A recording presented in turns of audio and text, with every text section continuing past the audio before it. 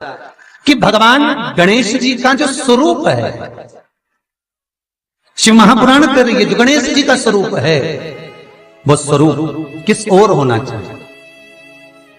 बहुत ध्यान से सुनिएगा महाराज, कथा ना छूटे आप। घर के दरवाजे पर अगर हम गणेश जी की मूर्ति, गणेश जी का फोटो, गणेश जी का टाइल्स बाहर की ओर लगा रहे हैं, तो जाते समय गणेश जी का जो पृष्ठभाग है, पीठ है, वो पीछे कीजिए। एक शिव महापुराण में आपको पहले एक प्रसंग सुनाया है, सभी लोगों को ज्ञात होगा कि भगवान के सम्मुख में धर्म है और भगवान के पीछे अधर्म का निवास। महाराज, ये दुनिया के लोग जो भगवान की परिक्रमा करते हैं ना, जितने भी लोग भगवान का परिक्रमा करने जाते हैं, मंदिर जाते हैं, परिक्रमा करते हैं, ये लोग मंदिर में जाकर जब पीछे प्रणाम करते हैं तो कभी मौका मिले तो एक बार इनसे पूछना जरूर कि भैया आपने कोई शास्त्र, आपने कोई पुराण कभी पढ़ा है? आपने शास्त्र पुराण का स्मरण किया है?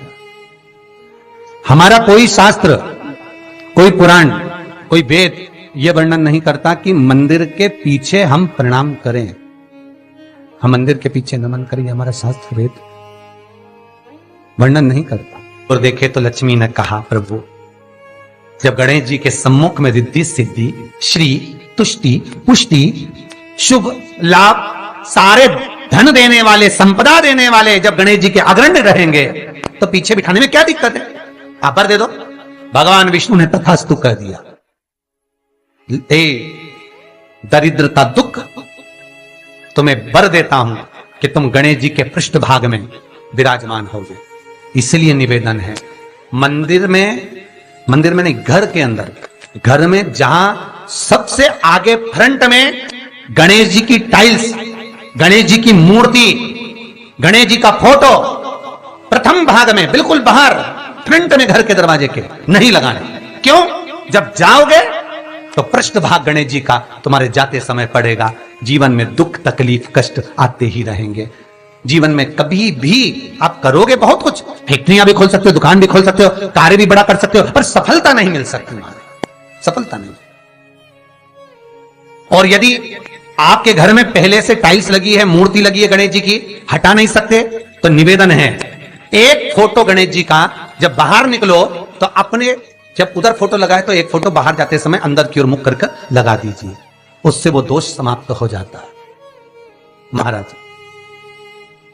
वो दोष समाप्त। गणेश जी अगर लेकर आ रहे हैं तो बैठी हुई मूर्ति लेकर आए, और गणेश जी लाए, मना नहीं है। गणेश जी जब लेकर आए तो घर में बिठाने के लिए ला रहे हैं तो राइट सूंड का गणेश लेकर आए, सीधी हाथ का। आपका सीधा हाथ देख लेना, उसी के हिसाब से गणेश जी को अपनी ओर रखकर, या गणेश जी का सीधा हस्त कमल देख लेना। आपका तो उल्टा मान्य होगा जब आप देखेंगे तो गणेश जी का जो सीधा हस्त कमल हो, उस साइड अगर गणेश जी की सूंड है तो वो सूंड का गणेश घर के अंदर विराजमान हो। उल्टी सूंड का गणेश, लेफ्ट सूंड का गणेश, ये गणेश व्यापार, व्यवसाय, फैक्ट्री, दुकान, बिजनेस, ऑफिस जगह पर विराजमान हो। बहुत ध्यान देना, उल्टी सूंड के गणेश बहुत कम बनते हैं। क्यों कम बनते हैं? इसका शास्त्रीय प्रमाण है। कभी किसी मूर्तिकार के पास जाना और मूर्तिकार के पास जाकर पूछना, भैया तुम उल्टी सूंड का गणेश क्यों नहीं बनाते? जितने भी बनते सीधी सूंड के बनते।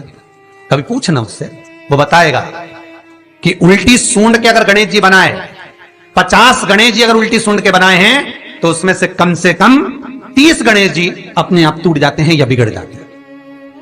ये शास्त्र रीति है। उल्टी सूंड का गणेश बहुत कम पक पाता है या मिट्टी का बन पाता।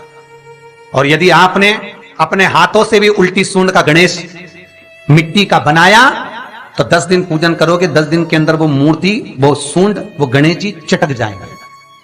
उल्टी सूंड का गणेश टिकता ही नहीं है, वो बीच में से खंडित हो ही जाए।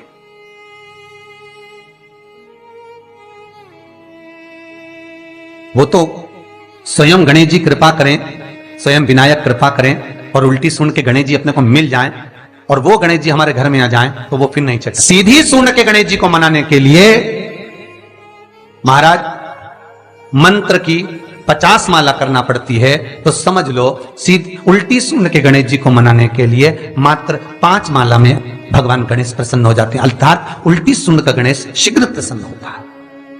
महाराज ब्रजमंडल में जब कभी जाओ, मथुरा के पास में वृंदावन से आगे लोहवन पड़ता है। कौन सा वन है? लोहवन। वृंदावन से कुछ थोड़ी दूरी पर लोहवन है।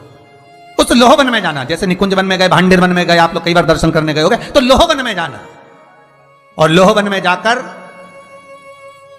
थोड़ा सा सरसों का तेल लेकर अपने ऊपर से 21 बार उतार कर लोहवन में भगवान शिव का स्मरण कर कर, यमुना का स्मरण कर कर, विष्णु और कृष्ण का स्मरण कर कर, वो तेल सामने एक मूर्ति मिलेगी जिसका शीश नहीं होगा, उस मूर्ति पर चढ़ा देना।